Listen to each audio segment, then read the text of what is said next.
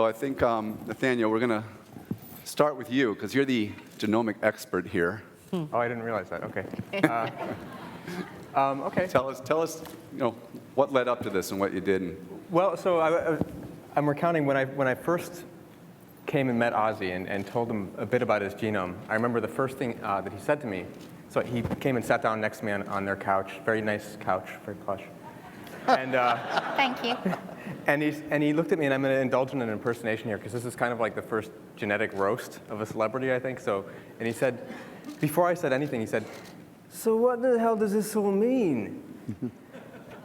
And I thought for a moment, because my job is to try to explain the genome to people, and I thought, well, okay, I'll reach into the bag of explanations. And the genome is like a great book of information about you. It's so long that if we called in an auctioneer to read it out to you at 6 letters a second, it would take about 35 years. So we won't do that. Or if the city of Hollywood decided to extend the Hollywood sign with your genome, it would reach around Mars and a third of the way back to Earth. But then I thought, okay, I'm talking with a musician here. And there's actually a really apt metaphor that we can reach for here, which is that the genome is in many ways like a great musical score. And you can think of it, each of us, as a rendition of that score. The score varies from person to person. As we know, it innovates over time as new mutations come into the population. And it's a beautiful metaphor to think about, and it's actually instructive to think of the parts in that score as being the parts that proteins play, orchestrating with each other, and how they're finely tuned by evolution. That's sort of, the tuning is built into the metaphor of music in the genome itself. And it's nice to think of that as the hundreds of genomes in this room as sort of, as Stevie Wonder might put it, like songs in the key of life. And the more I thought about it, the more I thought, well, the metaphor actually works as more than just a poetic one, because it explains something important about how the genome has proved to be challenging for science to help understand medicine and health better. And that is because basically, so far, most of the research that's been done in trying to understand what Ozzy's genome or anyone's genome tells us about their health profile, that research has been based on not the score, but the chord progressions. Simplistic data called SNP chip data, and you guys may have heard of SNP chips. They're basically panels of sites across the genome where people are already known to vary from each other in spelling. And there's 2 variants usually at each site, and both of them are common in the population.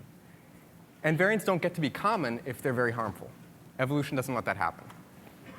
So when we look for, it's turning out, when we look for variants that are going to explain really serious health problems, they're going to tend to be rare. And they're going to tend to not make it onto these SNP chips. Now, the SNP chips are very informative, and we had to do that because it was the only way to do this inexpensively, to try to get this kind of research done. But I think that this metaphor of the chord progression versus the score is instructive as we move now from that era towards the era of whole genome sequencing and understanding the great boon that will bring to medicine, because it will let us see the novelties. So if Crazy Train were just a chord progression, it would never have been a smash hit, right? What makes it a smash hit is not the verse and the chorus chord progression, but it's Randy Rhoads' guitar solo. It's Ozzy's cackling scream at the beginning. It's the thumping bass line. It's the little things that are rare and that are new and innovative that make a hit.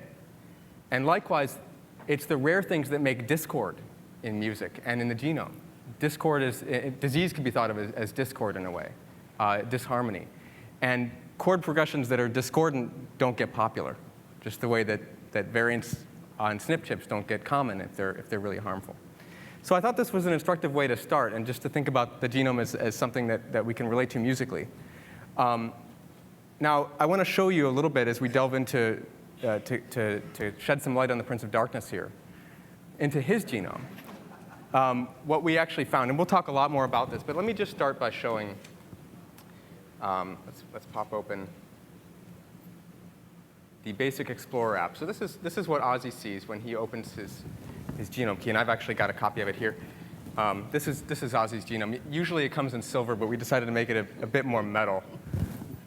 Thank you. I'll treasure this. So this is the browser for looking through the genome, and we can go to Ozzy's genome here. Yeah, please. And we can scan across the chromosomes and see, and highlighted, if you're colorblind, you're going to have trouble with this, but the red, green, and yellow are variants that are associated with higher than average or lower than average risk of particular diseases. Anyway, we can home in on a chromosome, say 16, pop it open, and start to browse around some of those variants. And we see here there are some common variants listed, and we can also list rare variants if we wanted to. And we could scan through the chromosome if we wanted to and go to particular sites, et cetera. The more interesting data, I think, is where we can link out to the research, the underlying research that gives us the numbers in these tables. So for example, here, if we type in and I was going to say, like, when we looked at Ozzy's genome, it was largely with an eye towards nerve biology. Because if you think about the traits that make you distinctive as a person, I think you're musically talented, which is unusual. You've led an aggressive life with an addictive personality, and you've got symptoms of Parkinsonian-like disease, so Parkinsonism. So a lot of these things are centering on nerve biology. So we look with an eye towards these kinds of traits. So if we type in, say, Parkinson in the list of variants, we're going to get back, as you can see here, there's 338 total variants in the genome that have been identified so far that have something to say about Parkinson or Parkinsonism. Now, they may not have much to say. As we said, many of them are from SNP chips. And the research is getting better every year and every week, as we know. Every day there are new studies being published. And we can sort these. Some of them are going to show high reported relative odds relative to the population. Some will show low relative odds. So everybody's genome is a mix. And Ozzy, your genome too. So if we look at any disease, we'll find a mix of variants that predict different things. To try to make more sense of that is going to take time. But it's also going to take putting connections between variants together. So between variants in different parts of the genome. And we have a way of doing that. Here we have an app called Pathways. So Pathways is designed to show which proteins work together. So the genome view is that's where they live, their houses. But where do they go when they go to work? They work together to carry out big jobs in the body, proteins do. And they're all encoded by genes. So we could type in a gene name. I'm going to pick Sharon's favorite gene here, my Ozzy. And we can look at the network of proteins that work together on a daily basis with this particular MyOZ1. This is involved in muscle biology. And genes here are colored by how interesting they are. Now, this happens to be an incredibly boring network in Ozzy's genome. There's nothing interesting going on here. They're all gray. But if we look at the neighbors of one of these, we'll see that there are some orange genes. So Titin is the biggest gene in the genome. There's bound to be something interesting in there. There was. Something orange. But what we really want to see are the red ones, the stuff that's very interesting. And so if we go back here and type in, let's take just a random phenotype that might be of interest to Ozzy, methamphetamine, say, for example. And we can go and look at genes that are involved in methamphetamine metabolism. So here's one called ARRB2. And it's at the center of this network here. Now, ARRB2 is red, which means it has something interesting going on. And it's also got a green halo, which means that what's interesting was actually novel. It was one of the new variants, the 300,000 or so new variants found in Ozzy's genomes. So different spellings that science had never seen before. And some of these will go on in anybody's genome to become interesting for science if they look at the distinctive traits that they have. Variants, how many genomes have you looked at? Of all the genomes, how many genomes have you looked at? How is it a variant? A variant? Yeah. By variant, I just mean a spelling variant. But from comparing it to how many different genomes? Comparing it to everybody known. So every genome sequenced, nobody had seen this variant. Actually, I can show you. And how many is that? How big is the sample? Hundreds of genomes now. Okay. Hundreds.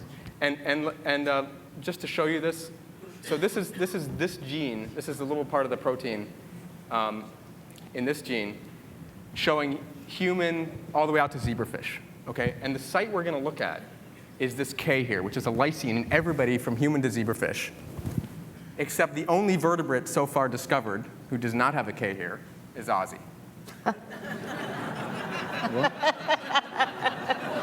Or I should say, the only member of the bony fish clade, at least. So Ozzy has an asparagine at this residue. Now, we have no idea what this means, but we do know that this gene is involved. It's implicated in methamphetamine dependence. Now, it's very tempting to speculate about that, and I want to urge it's wrong to do so. This is how science starts. This is not even hypothesis building. This is sort of looking at the roadmap of where hypotheses might lead. Okay. But it's curious that this gene is at the center of a network that has so much red going on. Here's oxytocin receptor, which is involved in cuddliness and social interactions and also drug response. And the prediction here, by the way, is that Ozzy would be a very good mother, according to the research from the variant in here. Good mother. He would show very, very high maternal sensitivity. OPRD, this is an opioid receptor. Now, opioids are a class of endogenous and foreign drugs that we take also that are involved in, they include heroin and morphine. And so they're of interest here in terms of recreational drug use and addiction. And OPRD, if we click its neighbors, we'll see that it's actually, it's a neighbor of OPRM, another opioid receptor. And Ozzy has red-black, so something very interesting going on in both of these genes. So this is an idea of, this is how we can sort of get a foothold into this vast amount of data and start talking about the individual and start to think about hypotheses that might emerge from that. Those are the tools. I want to go back to you in a second, Nathaniel, but Ozzy, Sharon, thank you. I know we're going to do yours. Yours is now done. Why'd you do this? What do you make of this? My wife. She wanted some backups. She wanted to have it done because her father died of Alzheimer's, and she wanted to find out if she was going to get Alzheimer's. So I said, I initially got involved because I said Sharon, but also I misunderstood the information in the respect that I thought it was they were going to find out where I was going to die, so I could avoid going there, you know. So, I mean, it was interesting, but I must confess, I don't really understand it's like listening to a foreign language. I've never had my songs scientifically spoken about. I just do them, you know. It's like, what comes to me, I find it interesting, but I must confess, I don't really understand what it means. Well, did they talk to you about things that, if they found something, let's assume they found something that they didn't have a cure to. They didn't know how to deal with it. Would you want to know it? No. Why not? Because, I mean, my wife, as I said, is obsessed with this Alzheimer's thing with her father. If I was going to get something like that, I wouldn't really want to know, you know. I mean, if I went out for a walk and didn't come back, I'd have it, you know. I mean, my wife wanted to find out, so I backed my wife up, you know. And Sharon, how about for you? What's your interest in your personal, to have the genome, and you obviously... Well, being a cancer survivor and also a lot of Alzheimer's in my family, I wanted to know if I was, you know, probably going to get Alzheimer's. But for Ozzy, I've always thought that he was a fascinating individual because of his everything from his talent to his body language to the way he speaks to the way he's so healthy with the lifestyle he leads. And I've always said that at the end of the world there will be roaches, Ozzy, and Keith Richards, because he's going to outlive us all. I said to him from day one, I'll probably, you know, be the 75 in the grave and he'll be 120. You know, that's just, and it's fascinated me how his body can endure so much and he's still going. Still? I find it fascinating. And for myself, it's just selfish reasons, you know. I do want to know what's going to happen to me. If I can make preparations or whatever, or, you know. So maybe, even if you heard something that they didn't have a solution for, you'd want to know. I absolutely want to know. Absolutely, totally. I would want to know. Absolutely, it wouldn't. You know, I just want to. Right. I want to know. But for Ozzy, I was just really fascinated by his chemistry, his body makeup. It's unique. So Nathaniel, did you dig into the ancestry of the genome? Of Ozzy? Yeah, a little bit, actually. So one of the interesting things we found, so in May, there was a representative sequence of Neanderthals published. Some of you may know this. And Neanderthals lived mainly across a wide swath of... they lived across a wide swath of Eurasia until about 30,000 years ago or so. And people thought for a long time that they have no descendants alive today. But it turns out they do. And they have a lot of descendants alive today, mostly in Asia and in Europe. A lot of us from that part of the world have a little bit of Neanderthal ancestry if you go way back in the tree. And so we looked for this in Ozzy's genome. We looked for basically any traces of Neanderthal ancestry. And we found a little sliver on chromosome 10. It's about 3,000 bases long. And it very, very clearly and very likely traces back to a Neanderthal forebear. And we thought this was curious, and I think Ozzy got a kick out of it because it sort of fit his self-conception in some ways. But We looked also at our founder, George Church. And I don't think you've met George, but... Spoke the other day. Oh, yeah, George was here the other day. And George is, of course, the very distinguished Harvard professor, very tweety. And he has about 3 times as much Neanderthal ancestry as Ozzy does. I'd like to meet him. Where is he?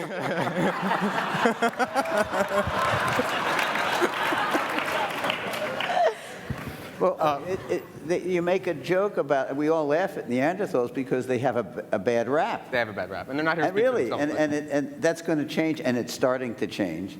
And that they had a bigger brain cavity, their brains were bigger, and they weren't as agile. Their bone structure made them less agile, and which might have been the reason that they died out, because they weren't as agile in hunting.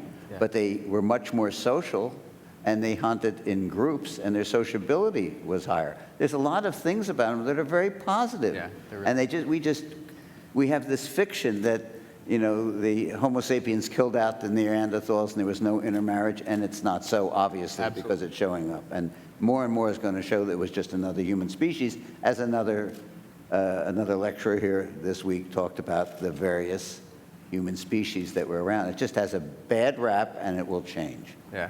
So it's okay. There is hope for me yet. Yeah. We also looked at more recent ancestry. So we looked at Ozzy's, in particular, his mitochondrial DNA, which of course traces the mother's line back to the early foremothers. And you can look at the different flavors of the mitochondrial genome that are around the world, and you can see where mothers were moving in the distant past. And so we looked at Ozzy with respect to the whole tree of humanity here, and here it is. We've got Eve here, who's our last common matrilineal forebear. All of our female lines go back to her. And here's Ozzy via his mother Lillian. And his haplogroup is called T2, which is a fairly unusual haplogroup. It's common, it's not really common anywhere, but it reaches its most common numbers in Europe. And let me just pop up the icicle view here so we can see how it fits into the larger scheme of the tree. We looked to see who Ozzy was closely related to among some other famous people that happen to have been sequenced before, thanks to Skip Gates and his Faces of America project. And it turns out that Ozzy's closest cousin in this tree is actually Skip Gates himself, so Henry Louis Gates Jr. They're both haplogroup T2. They share that with Jesse James. Ozzy might share his outlaw leanings with Jesse James, and also with some bodies that were found in Pompeii from the Pompeii explosion, the famous one. So it's an illustrious, if small, lineage of the mitochondrial tree. And I can show you guys this is basically the weather map of haplogroup T, where it appears to. It probably traces back to the Black Sea Basin a couple dozen thousand years ago originally. But if you traced Ozzy's mother's line back, and Skip Gates' mother's line back through Pauline Gates, they would come back to a pair of sisters probably in the past few thousand years, and probably in Western Europe. So, for either of you, or both of you, Fascinating. It's beautiful. Quincy Jones was on stage the other day and telling us how he's very proactive about his healthcare and has a whole team of doctors in Sweden or somewhere. And how proactive are you about preventative healthcare? This is a tool that can be used in that way potentially. Are you proactive? Do you find yourselves reactive? How do you? I'm not proactive at all. I survived colon cancer, stage 3, and was absolutely so diligent for the first, 3 years afterwards, and then went right back to, bad eating, all my bad habits. And I'm really not, I'm the sort of person that thinks I'm going to walk that fine line, I'm going to eat, drink, no exercise, very little sleep, just work until I die. So I'm not healthy. I don't live a healthy lifestyle. Ozzy actually lives a much healthier lifestyle than I do. I find that hard to believe because I did a good job of trying to kill myself for many years with alcohol, drugs, and different partying and all that. A little rock and roll lifestyle, but I do like working out and I do like eating good food, and I do agree with one of the guys that was up here saying American diet is pretty bad. But I just came from Japan, and the way they eat, you never see that many overweight people that you don't, people look healthy and whatever. I think we need to address the food thing in this country, and in England, my country. I like working out, but if you don't like working out, it's got to be a drag. My wife can't, she'll get the trainer, the gym, the whole thing, and put the tracksuit on and not work out, you know. So, I mean, she gets close to the apparatus. I love working out. I love it. What do you do? What do you do for work? Elliptic training, jogging machine, bike. I just cardio. But doesn't that go with his addictive personality? Being addicted to working out? Yes. Well, you know, addiction does have a common pathway. I mean, there are different inputs, obviously. Food, drugs, the internet, exercise. But there are common pathways to them, and so it certainly might. So we haven't had a chance to finish Sharon's genome yet, but with her history of cancer, how could sequencing her genome or the cancer genome potentially help? Well, so it depends on the type of cancer, and I think this was alluded to earlier, that we're starting to understand how particular variants that are shared by cancers in different tissues may be more relevant than the tissue per se. But it's often quite helpful to have access to the tumor tissue as well as to non-tumor tissue from the same person to try to understand what changes happen in the tumor, in the lineage leading to it of cells, that may have let them start growing out of control. And in addition, there's sort of a bottom tier of the pyramid, which is the variants that you were born with, the zygotic variants that came with you in the fertilized egg. Those are the ones that may predispose you to cancer. Now, one interesting thought is that cancer is runaway cell growth. There are ways in which cell growth is actually really helpful, such as wound healing. So it may well be that there are variants that predispose to cancer that are also associated with being able to heal wounds well and quickly. And there may be trade-offs there evolutionarily. Well, I do recover well from cosmetic surgery. I get over it very quickly. Is Ozzy missing any genes?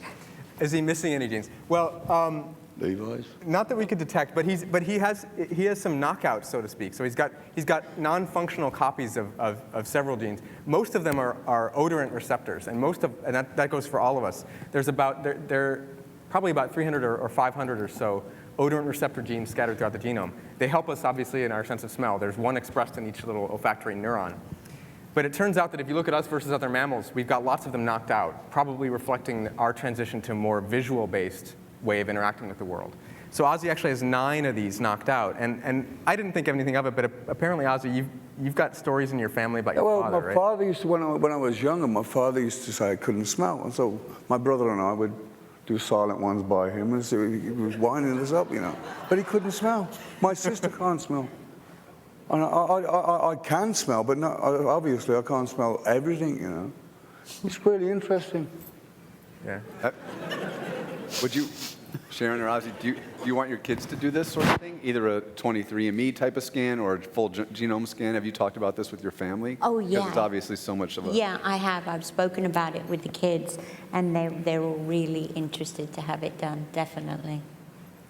I think for me it's a no-brainer. Why wouldn't somebody want to have this information? I mean, it's extraordinary. I mean, to have that knowledge about yourself. I mean, when Sharon was diagnosed with cancer, I watched her go through the chemotherapy thing.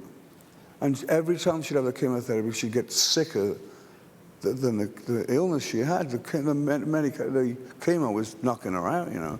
And I remember somebody saying to me, in a few years' time, we'll be saying to each other, can you believe we used to do that for treatment for cancer? I mean, the treatment nearly killed her more than as much as the cancer did. And then when she'd finished, I remember the doctor saying to me, you do realize she's going to have to spend as much time recovering from the chemo, like 9 months she was on it. I said, you don't know my wife. As soon as she got the all clear, she was up and running. I mean, it's like getting a punch in the face for a toothache, you know. Punch in the face for a toothache, he said. You know, having everyone in the family done, sequenced, is you get a bit like a stereo perspective on each of the genomes. You can start to discern who got what from whom. which variants are real, because false positive variants turn out to be a problem in large-scale sequencing. It's just that you get a very refined view, and I think of it like a stereo view on those genomes. It's actually a really helpful approach to sequence a family together. Can you see anything in the genome related to music? To music.